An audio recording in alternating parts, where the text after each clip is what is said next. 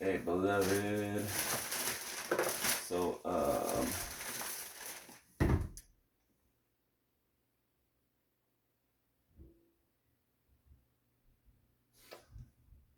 it's okay, right? Don't let them future fake you, okay? What do I mean by future fake? Um, they'll come out of nowhere. They'll come out of nowhere and promise to do something for you, right? At a certain date and time, just to purposely not come through for you, so that you can have some type of emotional reaction to it, right? You'll be upset or disappointed or sad or whatever. Um, don't play into that. Okay, that's why it's best to just depend on the Lord. All right, anything you need, right, that you don't have, depend on the Lord, because as they do in their patterns, they promise you this, this, and that, and just to not deliver on it. They plan on not delivering on it when they promise it to you, right? So whoever's going through that right now, don't play into that. All right, don't worry about that. Okay. Every time they do that, it's a plan to get a reaction out of you, get an emotional response out of you. Okay, so they can get their little 5 seconds of giddiness, of happiness. All right. Um, yeah. If you're lacking something and you already know the Lord knows what you have need of. Okay. Um, sometimes He just wants you to ask. Right. So don't worry about that. Okay. They know what they said, right? They know what they they know what they're responsible for, what they're supposed to, and they choose not to do it either way, right? So don't worry about that.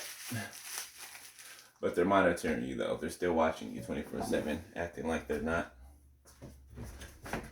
Oh, they're watching your show 24/7. My bad. I've been gone for a little bit. I've been out and about. What was I gonna say?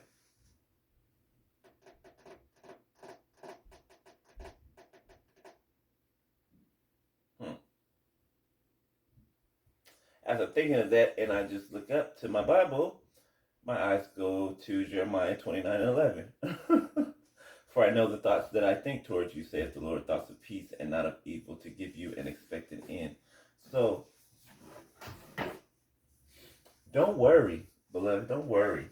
All right, don't worry. Some of you are reminiscing right now. I know it gets you'll be fine all day, right? You got those times at night, or especially when you go somewhere, right?